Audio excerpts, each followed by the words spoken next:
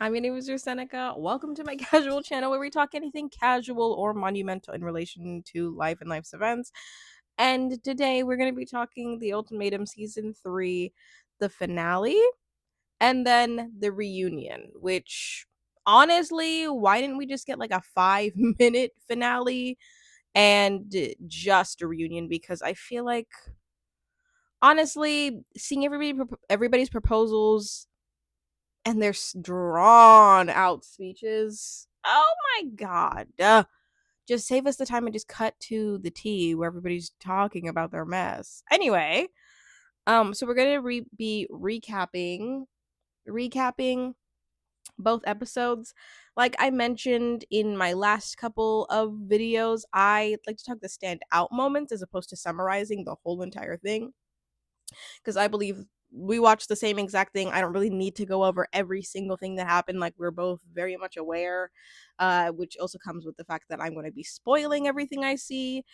I am going to be referring to the notes that I took while watching the show. Whatever may stand out to me may not stand out to you. So if I did leave anything out, please leave a comment and point it out so we can talk about it. Okay. Also, I did just want to mention my channel is like emphasis on casual and monumental things being talked about, because I did just like my last video was not reality TV related at all. If you're interested, check it out because it's not doing well, but if you could check it out, I'd appreciate it. Anyway, let's get into the episode. Okay.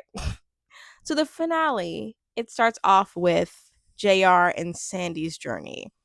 And I guess you could say Zena too. It's like you don't even remember that like the original people came together. And it wasn't just like this mess of people just coming together and just having little trial marriages. So, JR and Sandy meet up to talk, and I can feel my brain cells disintegrating. I just felt like watching JR and Sandy talk, for some reason, them having to hyper focus on their emotions and making mature decisions about how they're going to go forward. It didn't feel like pulling teeth per se, but it felt similar to that. It like, there's something about the way that they both speak to each other that makes me feel like I need to go. Um, and like, when JR is saying, I know that you're in love with Nick, and Sandy saying, you know what? Whatever you choose, I'll support you. Yeah. I'm sure you guys will support each other and be there for each other and talk. I'm sure your relationship will stay very appropriate. I'm sure. So then we see Zaina's like, I can't even go into like what JR and Sandy talked about, because it's like, I do respect you and I respect your choices. And he's like, yeah, and I know you. Like, it's like, anyway, we get into Zaina's perspective and of her kind of catching us up about what happened in their relationship, and blah blah blah. We watched the whole entire show. We get it, been there, done that. Like, watched the whole entire episode last week. JR and Sandy, or sorry, Zena and JR meet up, and it sounds like they're gonna break up, and it's dragging. Like, okay, figure out how to like summarize the thing that you like really want to say and just say that, and then let us know as quick as possible. So JR is just like, I'm so lucky to hit, you're such an amazing person, you're blah blah blah. But I think I need to be single. Surprise, JR didn't want to commit to Zaina, even though we literally don't know anything about why he doesn't want to be with her. Can somebody like tell me why he doesn't want to be with Zaina, other than he doesn't like commitment, right? I don't see anything blatantly wrong with Zaina, and I feel like we know to a T why other people do not want to get married. We knew that with Mariah and Caleb, he just has issues kind of committing and being like, we're kind of young. With even like Scotty and Arya, it was mostly a long distance thing, and she also didn't want to feel the resentment with whatever, dude. You get it. So, JR is really like channeling his innermost HR and really just being like, I really respect you. I really like you. You're beautiful, whatever. And then Zaynab kind of just like taking it. She's like so calm. And she's like borderline happy, which is weird because I know this is not probably what she wanted. Zaynab to me just kind of feels like I don't want to be mean, but there it just feels like she's like a little bit of like a spaciness to her. It's like a bubbly spaciness. Do you know what I mean? I don't know if that was rude. Okay. Anyway, so Mariah. Okay, so then we get to Mariah and Caleb after that breakup, and you're like wondering, like, ooh, is it going to be too much? They did kind of fight a little bit, and it seems like Caleb being so avoidant and Mariah being so anxiously attached might work out against them. I was feeling like they might get engaged or they might. I don't know. So then we see that they do get engaged. Like, and the fact that beforehand, Caleb's like, "Can I kiss you?" May my husband never ask me, "Can I kiss?" Although consent can always be taken away, it just felt like this is like your girl. What do you mean, can I kiss you? But he's just so that guy to like ask, "Can I kiss you?" after you've been together for like 2 or 3 years. What? How are you feeling about that? Honestly, I want to hear from people if you like Mariah and Caleb. I know for the most part people didn't throughout the series. I go back and forth because I really think that just because Caleb is avoidant and Mariah is anxiously attached, people see them as like, oh, Mariah's too much. She's um acting crazy. She's like too up in his business. She doesn't trust him. She should not be getting married yet. She's not ready. She's needy, you know? And then Caleb is I don't even know what to describe for people kind of like him. Caleb just doesn't want to deal with it. He's like, it's too much. I personally think Caleb can handle a person like Mariah. I think Caleb really loves Mariah. I think that the issue that the internet has with Mariah and just the way they perceive Mariah is just that she's too much. And I think genuinely that Caleb can deal with it. And Caleb likes and loves her enough to be able to have a successful relationship, a successful long-term relationship and marriage. I genuinely feel like of all the couples that have gotten engaged, they're the ones that are going to succeed. Like, y'all remember Madeline and Colby? The fact that they're still married and they have 2 children, these people are gonna be fine. Anyway, no, I seriously think because they're gonna I think they're gonna be in individual therapy and couples therapy if they're not already. So they're like, right. This ain't me right. So then we have Sandy and Nick. We already like knew that Nick was gonna propose. Like, what was this whole show about if we didn't know 100% that Nick was gonna propose? Like, that's a whole like reason that he's spinning out. So we see Nick or Sandy and Nick both individually getting ready. We see Sandy mention about how before going on the show there was some issue in their relationship, and being on the show then all of a sudden she's getting all of this attention, whereas before she was neglected. And you know, the speech kind of starts off and Nick is saying, I can't imagine being here with anyone else. And Sandy's smiling. And Sandy also previous to saying previous to that is kind of mentioning her hesitations and about how she's learned to not fear marriage. And then so she's then smiling and like giving him all these like signs. Honestly, I feel like these are like pretty much like you're good to go signs. And then he goes into his pocket and pulls out a ring. She's like, what are you doing?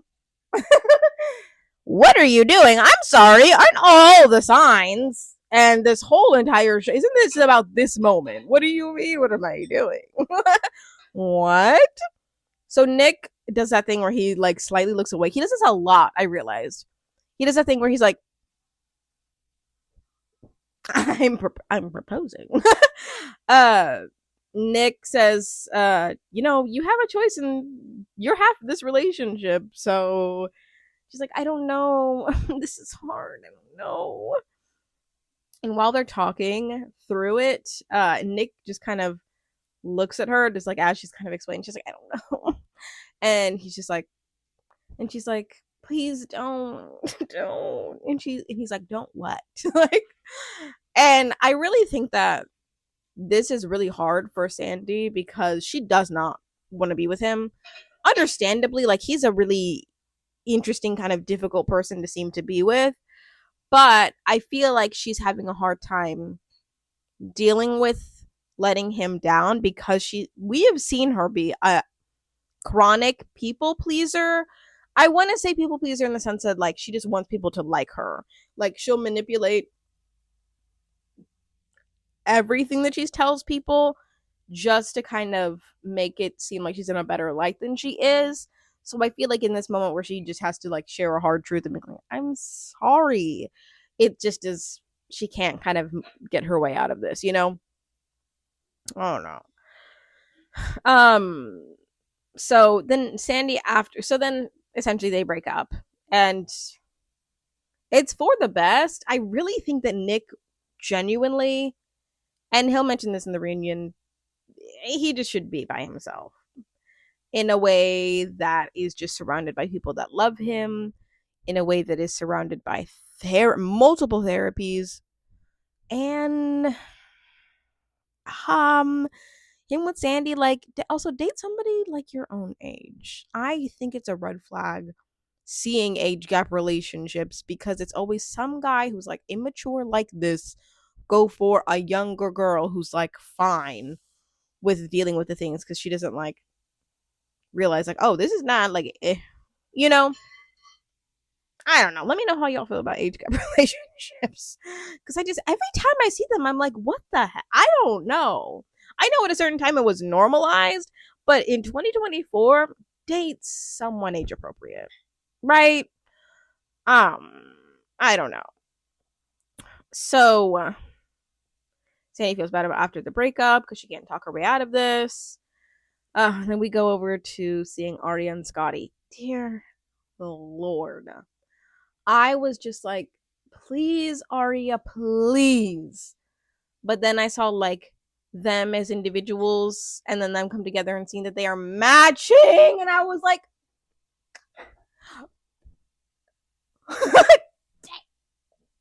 oh my God, it hurts. It hurts. I was like, I know they all are matching for a reason. Damn it. I'm just so disgusted by Scotty, dude. I can't even look at him. I can't even look at him on screen and not feel viscerally just like, I need to go. So they're focusing on Arya and Scotty kind of talking to each other. They're doing the whole speech thing, and it's kind of being focused on Arya's flaws. Like, Scotty's just saying, it took us coming to this experiment for me just not to doubt you. And I don't doubt you anymore. Like, I wrote that down verbatim. I'm gonna throw up, dude. I'm gonna throw up because it's been about how she's been chasing his approval this whole time. And then he proposes, and as he's proposing, he's saying, you know what, I finally, it's finally, you are doing what you need to do. It's like, this is your reassurance. So she's like, I'm so happy. I've been waiting for that for this whole time that we've been together. I've been waiting for your reassurance this whole time. Are you kidding me? And she just now got it. You're not supposed to get reassurance and security and validation from your partner when they're proposing to you. You're not, that's not normal. Maybe the reassurance of knowing that they are in for long-term commitment, yeah. But to get the reassurance that you are like worthy of spending a lifetime together, my God. Like, are we not going to like talk about his toxicity? And like, are we not going to focus on his shortcomings? Are we not, what, like, his ability to like bully the women that he feels rejected by, I think just it was not highlighted in the show the way that it needed to be. And we'll talk about it at the reunion, but it wasn't even really talked about the reunion. So he says, I want to be your protector. I want to be your peace. Girl, protect you from what? Protect you from what, Scotty? People like you? And people like you. I want to be your here. Okay. You know, people be like, girls be like, I don't need a man. And then guys would be like, who are you going to protect her from? Or who's going to protect you? Protect me from what? The men are gone. Like, imagine if, like, so yeah, the proposal, like, dude, I wanted to cry. There are so many, like, I personally feel like she probably, I'm not putting words in her mouth. I feel like a lot of us saw this as an emotionally abusive situation. And I wanted to cry because I felt like this probably mirrors a lot of people in the world right now. And it's just so sad that such a beautiful, I'm not gonna, such a beautiful, sweet, presenting person. I don't know her. Such a sweet, beautiful, presenting person could stoop down to loving a man like that and like really wanting his approval. Oh, it makes me sick. Wow, it makes me sick. So that was the finale, and we'll go into the reunion. Okay, so we get everybody kind of walking in. Everybody has their own little like one-liners. Zena's is, I was told lies from the person I was in a relationship with for 3 years. Yes, ma'am. Yes, ma'am. Clock his tea. Yes, ma'am. And then we have Arya being like, I want to get interest from Caleb because I have receipts that he was lying. And we're like, receipts? Oh my god. And then a bunch of other people say a bunch of things. It doesn't even matter. Okay, so we start off with Caleb and Mariah. They're having a good time. They're kind of recounting this past year. They're sharing the photos that we don't care about, dude. Do you care about? I don't care about the photos for the most part. I'm like, okay, cool, whatever. You had fun in Cabo. Can I get to the whatever the heck is gonna go down here? Like, cool. You have a life outside of this. Awesome. Anyway, so like whatever, they're having a good time. They're recounting everything, and then Arya comes in like a wrecking ball, and she's like, "You're fake. You guys read is fake. Honestly, a lot of things that happen in the experience, I feel like you guys weren't being honest. Factual. I mean, yeah." She goes on to say, Caleb looked at my Instagram, was looking at my Instagram stories, liked the stories, and also blocked me. He blocked me. And Caleb's there like, I didn't block you. What the heck? I didn't.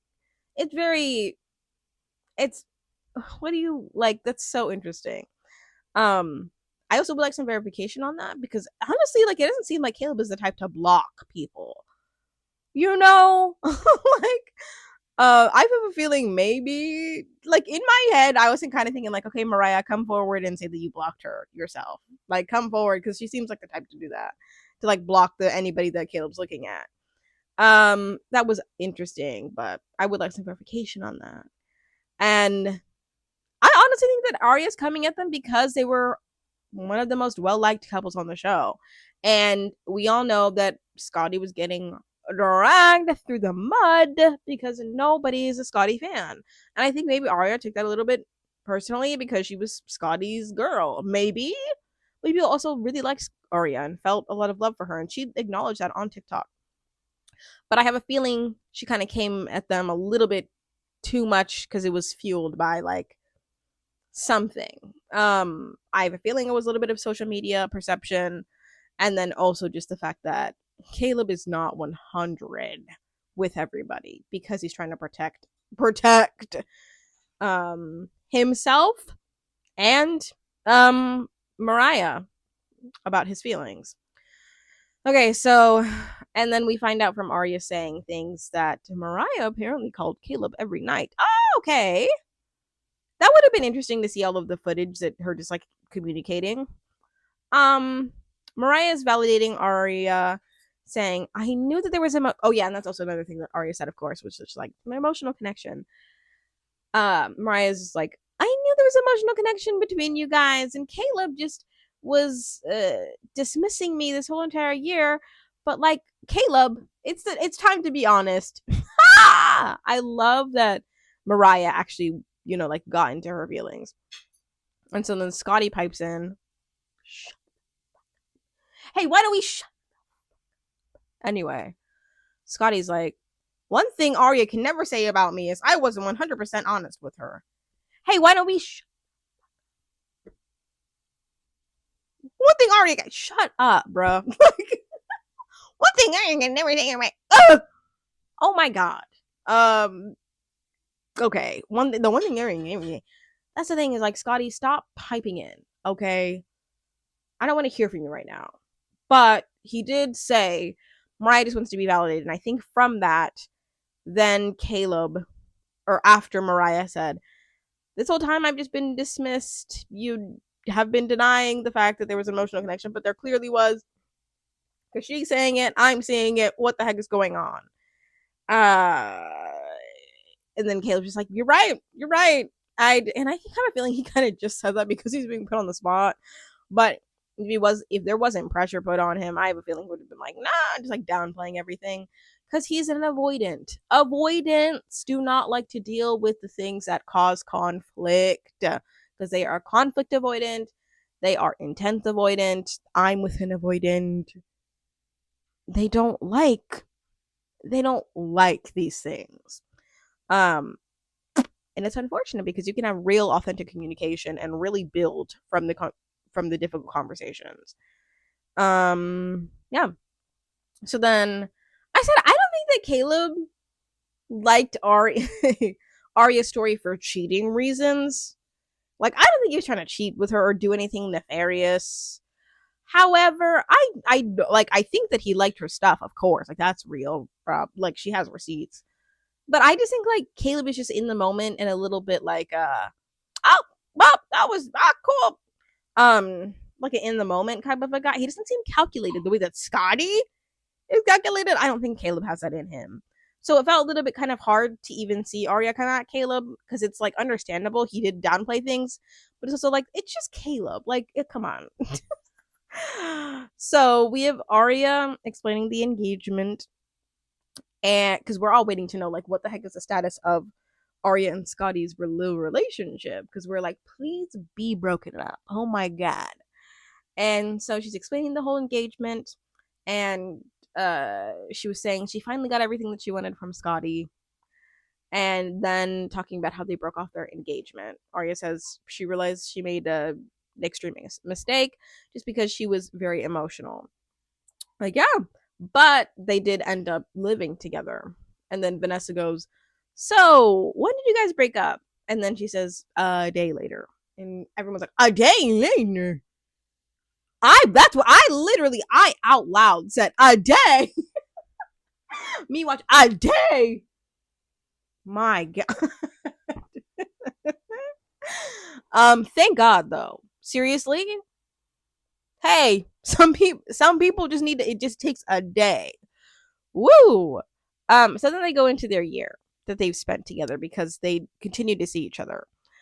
She said that they went to couples therapy because she didn't want to feel like she was nagging him, and she felt like she was constantly nagging him for a whole entire year. And she said, my favorite thing that was brought up this whole entire time that I feel like so many people need to take from this, is just that she said she gave him the ultimatum saying, if we don't go to therapy, I'm done. And that's the type of ultimatum we all need to hear. If we don't go to therapy, I'm done. Okay? That's the real ultimatum. Like, the idea that you could give an ultimatum, I'm married or I'm walking away, that's a little wild, isn't it? Like, it's therapy. We're working on this. We're really working on this with a third party. We're really looking at our issues. Or I can't do this. That makes sense to me, right? But like ultimate commitment or I'm walking away. It just seems a little intense if you have issues already, you know? Like all these couples should have gone to therapy before they did this, or instead of doing this. But thank you for doing this because I'm entertained like thoroughly. So she said, I'm not trying to hurt you, but you don't love me the way I need to be loved.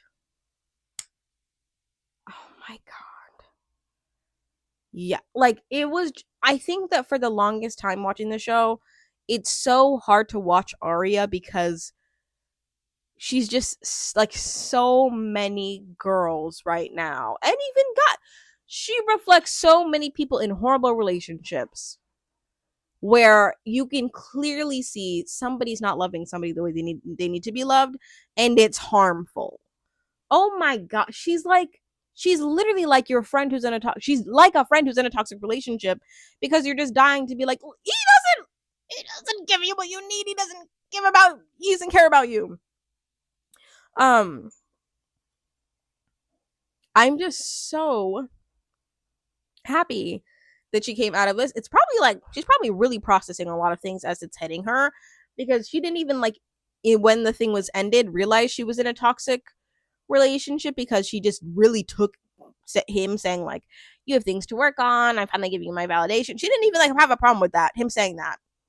I did. I thought it was really gross and disgusting, but I think that it's taken her this whole entire time to realize like I was really been a stupid crazy situation. So I'm happy that she finally just saw the light, you know what I mean? So then Vanessa asked Scotty how he felt, and then he said, I knew I knew after asking she could still make an emotional decision. So like in relation to the engagement, I knew from asking she could still make an emotional decision that would end it all. Some of y'all say like emotional decisions when you really want to say irrational, and that's like upsetting. Like, yeah, it was at its core an emotional decision because she said yes out of like running off of the emotion she was going on. But I feel like the way that he was saying it is like, yeah, she didn't make an emotional decision. It's an engagement. Everyone feels something to what? Like, I don't know, dude. The way that Scotty just really just makes everything, it really deflects off everything. It's just actually pissing me off.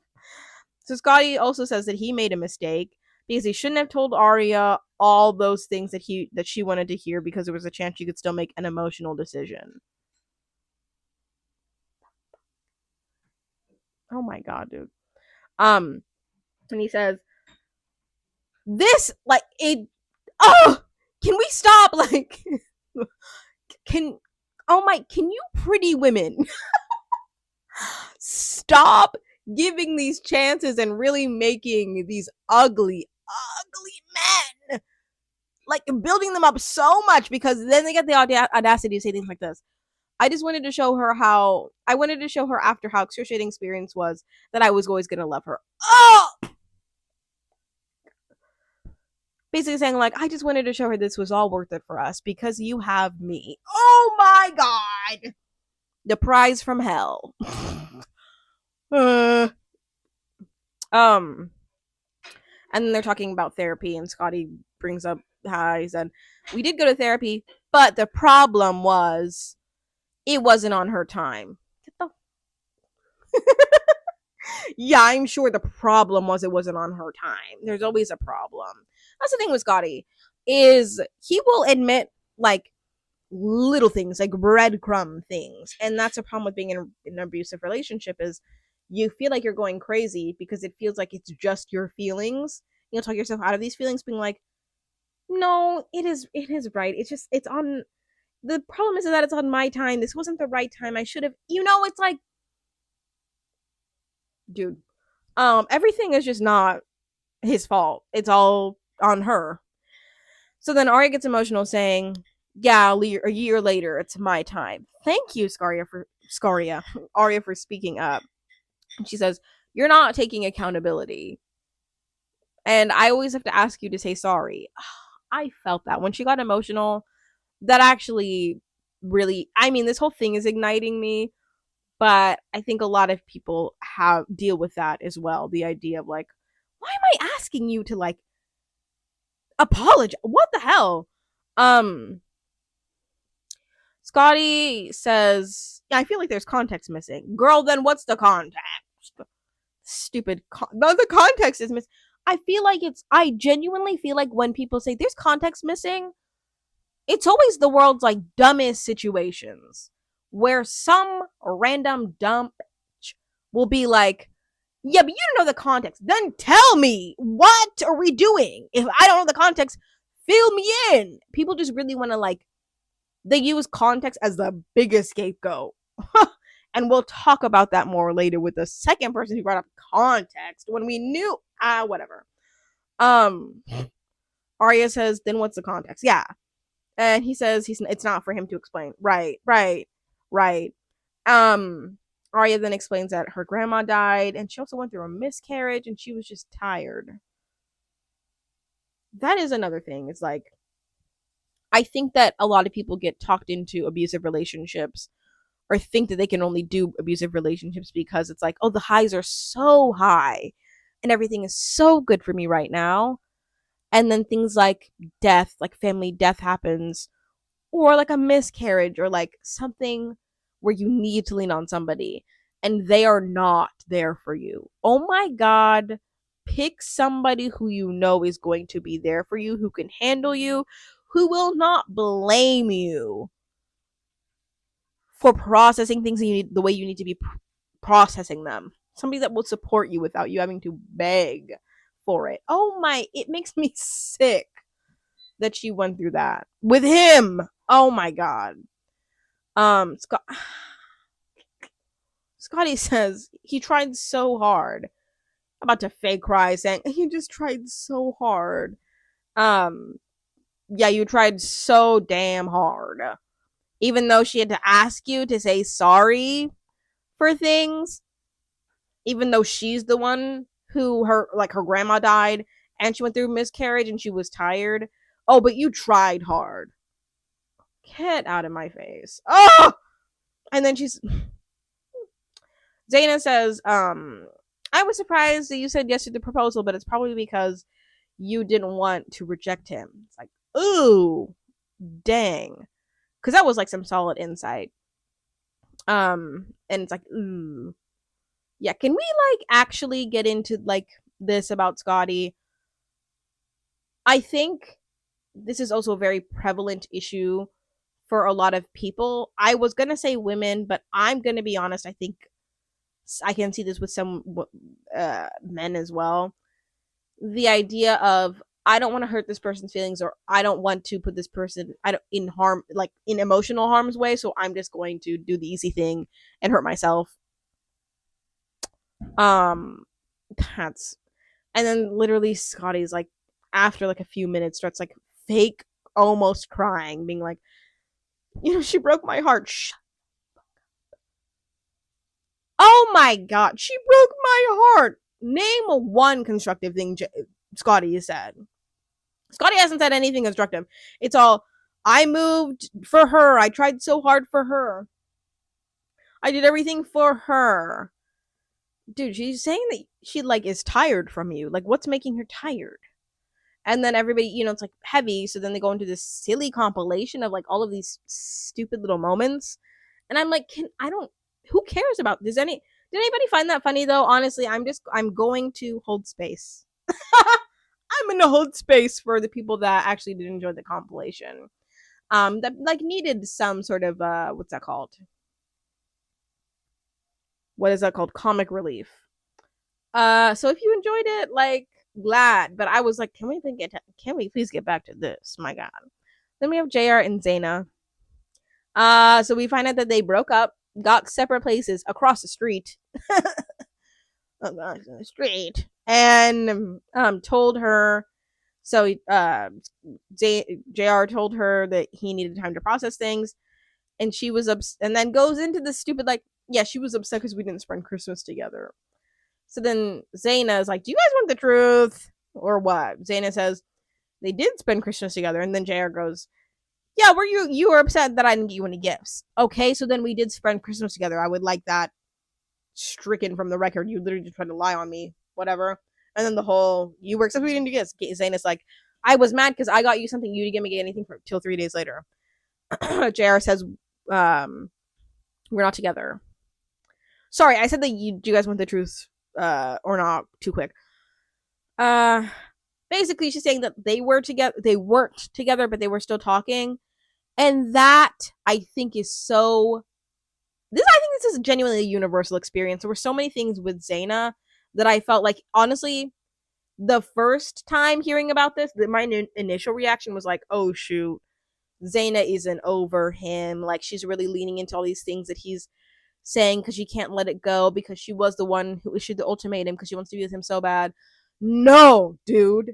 This is classic boy. This is classic fuckboy behavior. It's like, we're talking, you're entertaining my desires, you're telling me things. They're like doing things together actively. But then because we're not together, all of a sudden, if I react to, um, if I have feelings about the like couple actions that we're doing, all of a sudden it's not valid because we're not together. What the hell? You're like treating me though like I'm a girlfriend.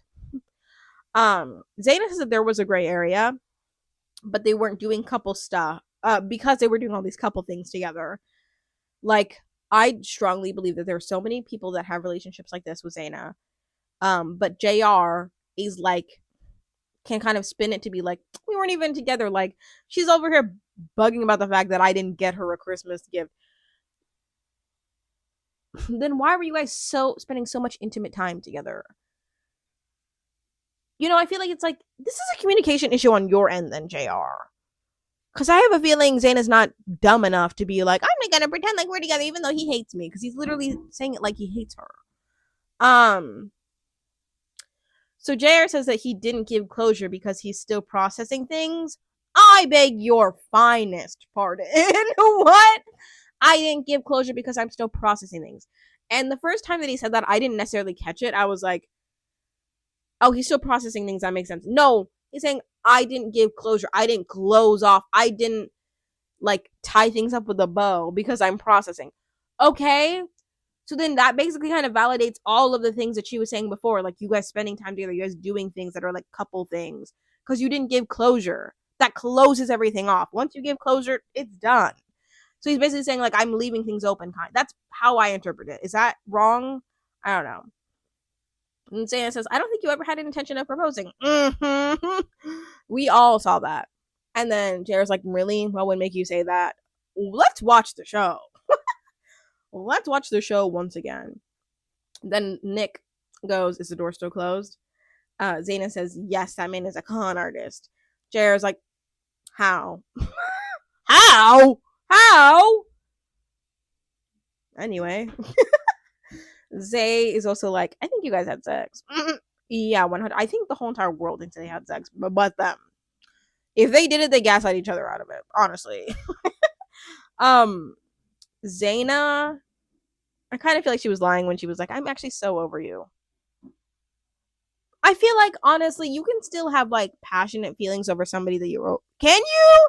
Actually, that is a question for the comments. Can you have passionate feelings over somebody that you're over? Can you still be mad about them and then also like be completely over them? Because I believe her when she's saying like, I'm over the BS. I believe that. But like, I don't think it's 100% when she's like, I'm so over you. It's like, I believe you're over so many things that like transpired, but him, I don't know. I feel like the way that she's reacting kind of felt contradictory. So then Nick asks Sandy about what their perspective is on the trial marriage.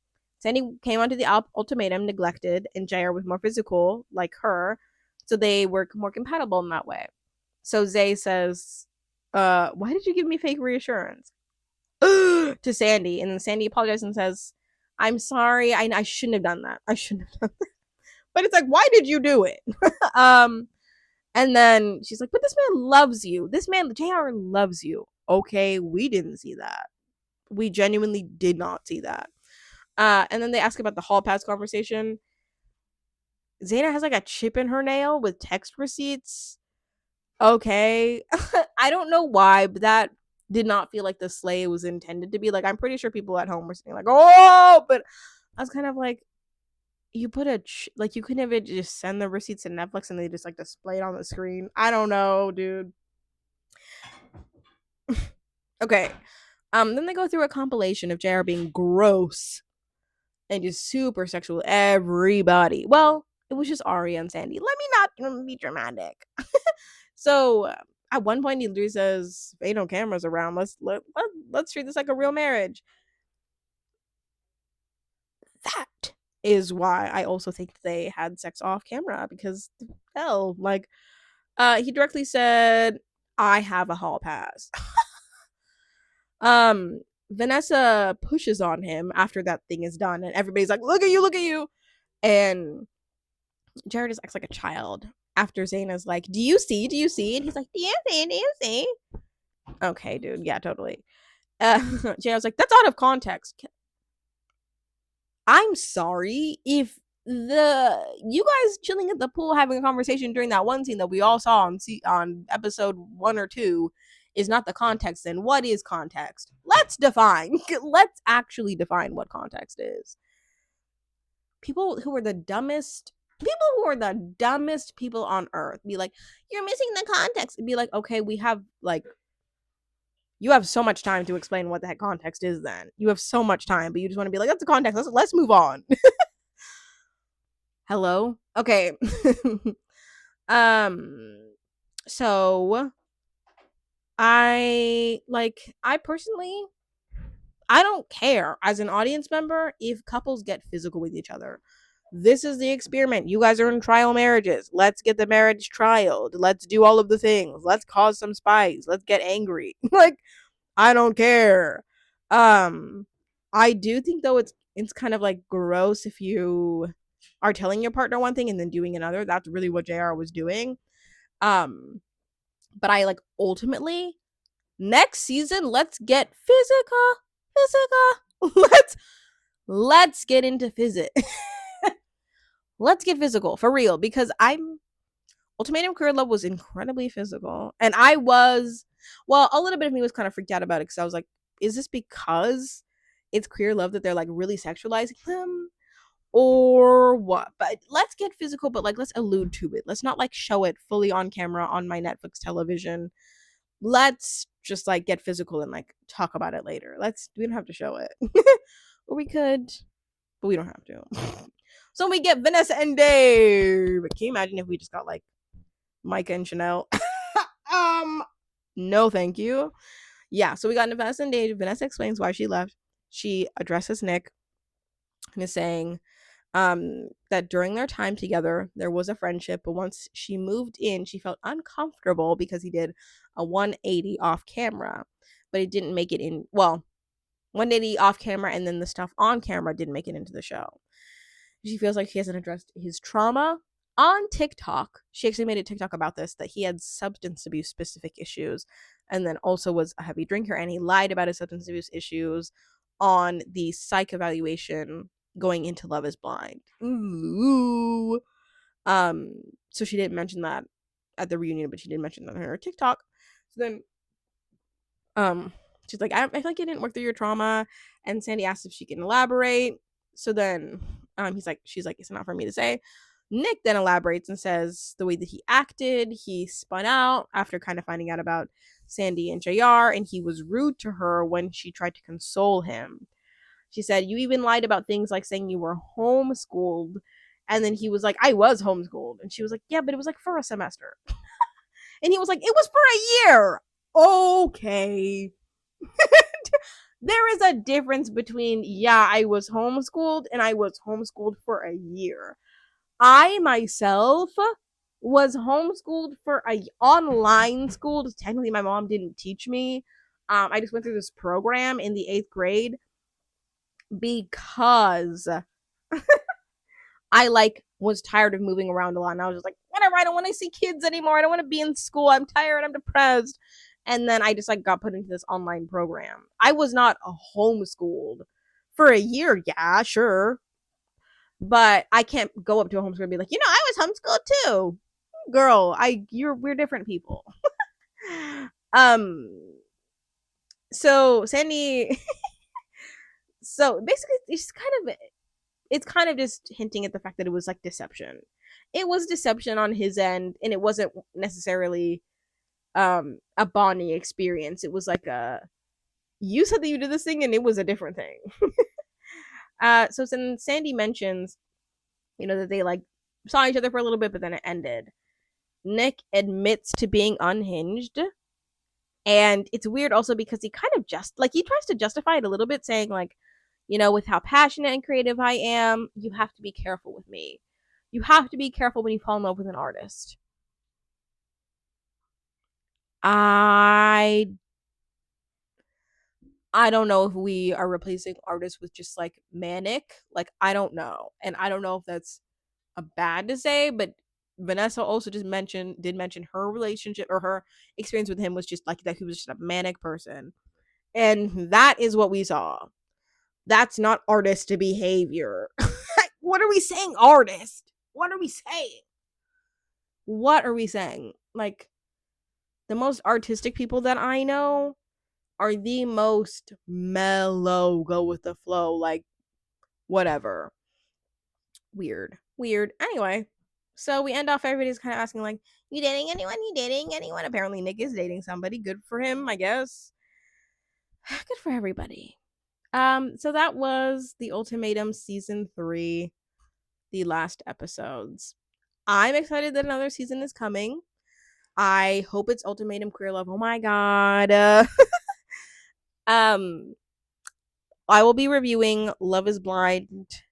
What season are we on now? Is it like 8 or is it 7?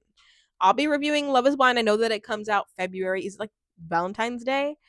I'll be reviewing that. I post on this channel all of the time. I have a book channel. I forgot to ask for a like. If you could give me a like, shoot, nobody's gonna see this. If you could give me a like, I would appreciate it so much.